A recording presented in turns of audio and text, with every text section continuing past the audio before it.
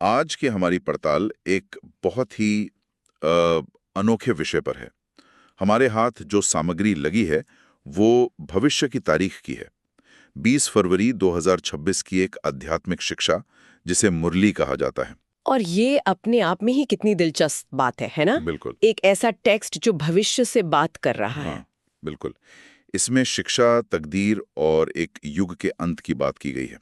तो चलिए इसमें गोता लगाते हैं और समझने की कोशिश करते हैं कि ये स्रोत एक बेहतर भविष्य बनाने के बारे में क्या दृष्टिकोण दे रहे हैं। हाँ, और हमारा मकसद इन विचारों को खोलना है। ये समझना कि इसमें दुनियावी और आध्यात्मिक कमाई के बीच क्या क्या अंतर बताया गया है, और एक बहुत ही चौंकाने वाली बात कि ज्ञान को निजी अनुभव से भी ऊपर क्यों रखा गया है। इसकी शुरुआत ही एक गीत की पंक्ति से होती है, तकदीर जगाकर आई हूं, और इसके तुरंत बाद ही एक पाठशाला यानी एक स्कूल का जिक्र आता है। हम्म। तो ऐसा लगता है कि यहाँ तकदीर को कोई किस्मत की चीज नहीं, बल्कि कुछ ऐसा माना जा रहा है जिसे बनाया जा सकता है, जिसे पढ़कर जगाया जा सकता है। आपने बिल्कुल सही पकड़ा। यही इस टेक्स्ट का, आप कह सकती हैं, मूल आधार है। जी। ये दो तरह की तकदीर और दो तरह की पढ़ाई की बात करता है। दो तरह की। हाँ, पहली है वो दुनियावी पढ़ाई जो हम सब पढ़ते हैं, डॉक्टर, इंजीनियर, वकील बनने के लिए। अच्छा।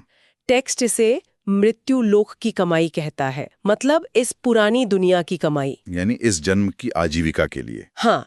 और टेक्स्ट इस पर बहुत स्पष्ट है, ये जरूरी है, लेकिन इसकी एक मियाद है, एक एक्सपायरी डेट है। ये कमाई इसी जन्म में शुरू होती है और शरीर छूटने के साथ ही खत्म हो जाती है। टेक्स्ट के शब्द है कि पुरानी दुनिया के लिए जो भी कमाया वो सब तो भस्म हो जाएगा। ठीक है, तो एक तो हो गई दुनियावी पढ़ाई जो हमें इस दुनिया में जीना सिखाती है, लेकिन इस टेक्स्ट का असली जोर तो किसी और ही तरह की पढ़ाई पर है। बिल्कुल। जो सिर्फ इस जन्म के लिए नहीं बल्कि कई जन्मों के लिए है। वो क्या है? उसे यहाँ राजयोग की पढ़ाई कहा गया है। ये नई दुनिया या जिसे स्वर्ग कहा गया है उसके लिए है। अच्छा। और उससे मिलने वाली तकदीर को 21 जन्मों का राज्य भाग्य या विरासत बताया गया है।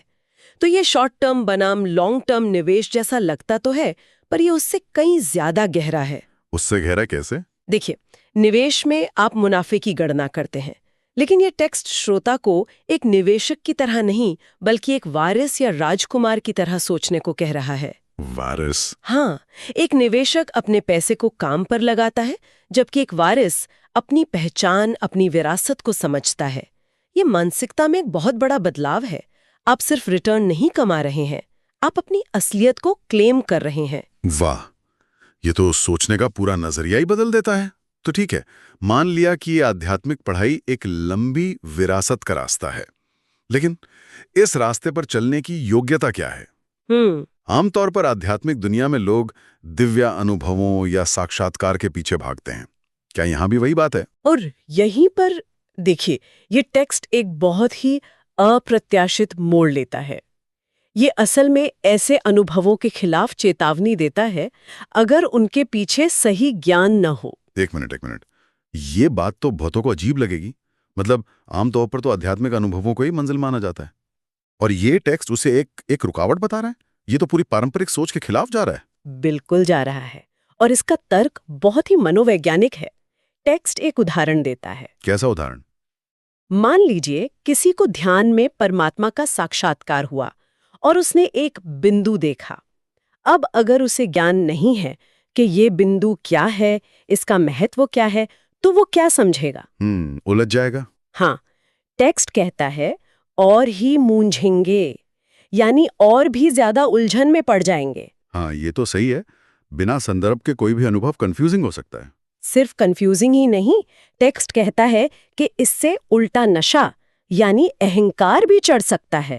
अहंकार? हाँ, व्यक्ति सोचने लगेगा कि मुझे कुछ खास अनुभव हुआ है, मैं दूसरों से ऊंचा हो गया हूँ, जबकि वो उस अनुभव के अर्थ से कोसों दूर है। इसे माया का विघ्न कहा गया है। अच्छा, तो ये एक तरह का माया का जाल है। बिल्कुल, एक ऐसी रुकावट जो दिखती तो बहुत आकर्षक है, पर आपकी प्रगति को रोक देती है।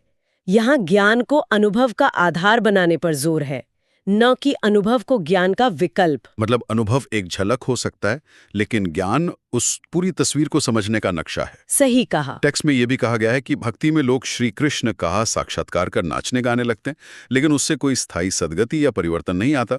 बिल्कुल।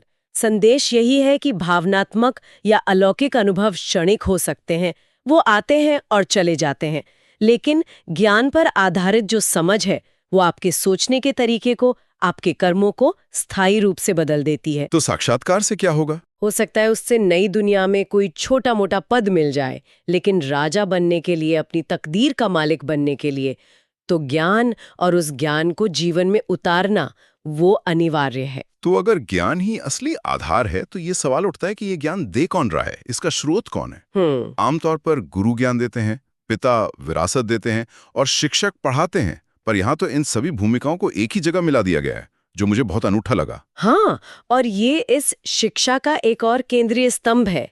एक ही सत्ता को 3 भूमिकाओं में बताया गया है, बाप यानी पिता, टीचर यानी शिक्षक और सद्गुरु। और इन तीनों भूमिकाओं से मिलता क्या क्या है, अलग अलग? हाँ, इसे बहुत स्पष्ट रूप से बांटा गया है। बाप के रूप में वो नई दुनिया के विरासत यानी वर्षा देते हैं। अच्छा, ये एक अधिकार की बात हुई। हाँ, जैसे बच्चे को पिता की संपत्ति पर अधिकार होता है। फिर टीचर के रूप में वो उस विरासत को पाने की पढ़ाई देते हैं, ज्ञान देते हैं। ये योग्यता की बात हो गई। बिल्कुल, विरासत तो है, पर उसे संभालने के लायक बनना पड़ता है। और सद्गुरु के रूप में वो सभी आत्माओं को दुख से मुक्त करके वापस घर शांति धाम ले जाने वाले मार्गदर्शक हैं। ये सच में अनूठा है।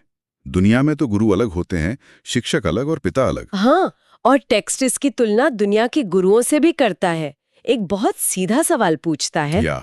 टेक्स्ट में लिखा है, ऐसे गुरु कभी देखा, कभी सुना? ऐसे तो कभी कोई नहीं कहेगा कि मैं फॉलोअर्स को साथ ले जाऊंगा। ये एक बहुत बड़ा दावा है। हाँ, ये तो है। यहाँ कहा जा रहा है कि दुनिया के गुरु शायद रास्ता दिखा सकते हैं, लेकिन ये दिव्य मार्गदर्शक हर एक अनुयायी को हाथ पकड़कर मंजिल तक अपने साथ वापस ले जाने की गारंटी देता है।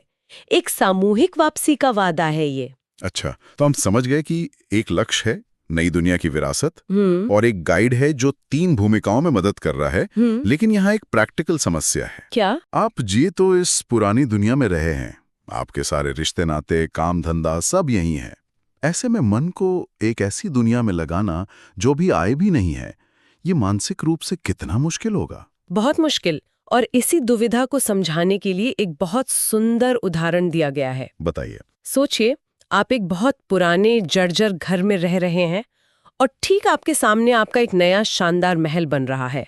आपका ध्यान कहाँ होगा? जाहिर है नए घर पर। मैं तो हर रोज उसकी प्रगति देखूंगा, सोचूंगा कि कौन सा कमरा कैसा होगा, पर्दे कैसे लगेंगे। मेरा मन तो वहीं लगा रहेगा। बिल्कुल। टेक्स्ट यही कहता है कि बुद्धि का लगाव पुराने घर से हटकर नए घर में चला जाता है। अच्छा। इसी तरह इस पुरानी दुनिया रूपी पुराने घर से ममत्व मिटाकर अपनी बुद्धि को आने वाली नई दुनिया में लगाना है। ये एक मानसिक और बौद्धिक पलायन है, शारीरिक नहीं। और इस पलायन का तरीका, ये कनेक्शन जोड़ने का टूल क्या है? वो है याद की यात्रा। परमात्मा, जिसे यहाँ बाप कहा गया है, उसे याद करना। यही याद आत्मा पर जन्म जन्म से चढ़े विकर्मों के बोझ को खत्म करने का और उसे फिर से पवित्र बनाने का तरीका है। यहाँ याद करने का तरीका भी बहुत विशिष्ट बताया गया है। आमतौर पर याद में कोई रूप या छवि होती है। हाँ? पर यहाँ कहा गया है कि परमात्मा कोई हजारों सूर्यों से भी तेज रोशनी का गोला नहीं है, क्योंकि ऐसा होता तो विज्ञान वाले से झट से पकड़ लेते। हाँ, ये किसी भी स्थूल रूप या छवि से परे जाने की बात करता है। यहाँ आत्मा और परमात्मा दोनों को अति सूक्ष्म बिंदी के रूप में समझने पर जोर दिया गया है। बिंदी? हाँ, प्रकाश का एक बिंदु। जैसे कहा जाता है, भ्रुकुटी के बीच चमकता है अजब सितारा।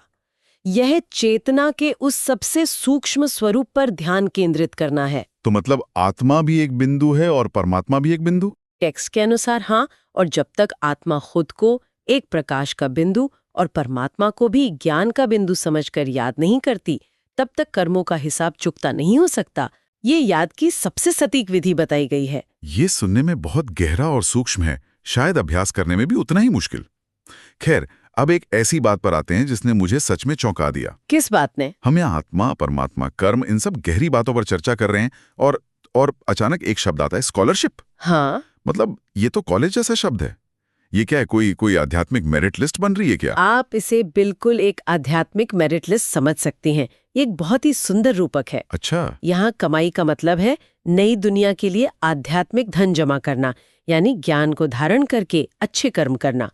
और जो इस पढ़ाई को बहुत अच्छी तरह से पढ़ते हैं, जो दूसरों की सेवा भी करते हैं, उन्हें मिलती है स्कॉलरशिप। और ये स्कॉलरशिप किसके बराबर है? ये स्कॉलरशिप राजाई पद यानी राजपद के बराबर है। तो ये पूरी तरह से मेरिट पर आधारित है? बिल्कुल कोई जन्म या सिफारिश नहीं? बिल्कुल, सिर्फ पुरुषार्थ पर आधारित। टेक्स्ट में एक माला का जिक्र है जो उन सबसे श्रेष्ठ आत्माओं की बनती है जिन्होंने ये स्कॉलरशिप हासिल की है। ये पूरी तरह से इस एक जन्म में की गई आध्यात्मिक पढ़ाई और कमाई पर निर्भर करता है। इसमें एक और बात है जो मुझे बहुत दिलचस्प लगी। कहा गया है कि राजा बनने के लिए प्रजा भी बनानी पड़ती है। इसका क्या मतलब हुआ?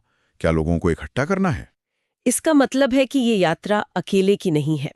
सिर्फ खुद ज्ञान लेकर बैठ जाना काफी नहीं है। तो आप जितना दूसरों को ये ज्ञान देकर उन्हें अपने जैसा बनाते हैं, उन्हें भी रास्ता दिखाते हैं, उतना ही आपका पद ऊंचा होता है। आपकी प्रजा वो लोग हैं जिन्हें आपने आध्यात्मिक रूप से सशक्त बनाया है। मतलब ये कि आपकी अपनी स्कॉलरशिप इस बात पर भी निर्भर करती है कि आप दूसरों को कितना सिखाते हैं। बिल्कुल। ये तो बड़ा दिलचस्प मॉडल है। ये सिर्फ व्यक्तिगत साधना नहीं बल्कि एक तरह की सामुदायिक जिम्मेदारी बन जाती है। बिल्कुल।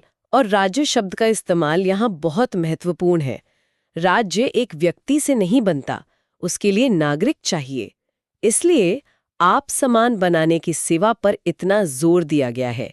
ये एक पूरे समाज के परिवर्तन का विजन है। ये सब बहुत प्रेरणादायक है।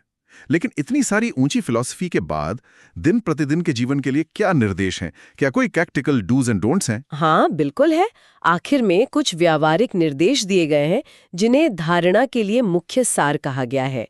इसमें 2 मुख्य बातें हैं। वो क्या है? पहली बात है पूरी तरह से आत्म ईमानदारी। टेक्स्ट में साफ कहा गया है कि अपनी कमियों या गलतियों को छुपाना खुद को ठगना है। खुद को ठगना। हाँ, अगर कोई अपवित्र होकर भी छिपकर आता है, दिखावा करता है कि वो बहुत अच्छा है, तो वो किसी और का नहीं बल्कि अपना ही नुकसान करता है। उसका आध्यात्मिक खाता बिगड़ता है। तो पहला नियम है अपने प्रति 100% ईमानदार रहो। और दूसरा? दूसरा नियम है अनुशासन। ऊंची तकदीर बनाने के लिए कोई भी काम कायदे के विरुद्ध नहीं करना है और पढ़ाई का शौक रखना है। अगर कायदे तोड़ेंगे तो पदभ्रष्ट हो जाएगा और सजाएं खानी पड़ेंगी। तो शौक और सम्मान दोनों। हाँ, ज्ञान के प्रति एक गहरा शौक और नियमों के प्रति सम्मान। इनके अलावा एक वरदान और स्लोगन भी है जो शायद पूरे दिन के लिए एक फोकस पॉइंट की तरह है। हाँ, वरदान में अमृत वेला यानी सुबह सुबह के ध्यान के समय के महत्व पर जोर है।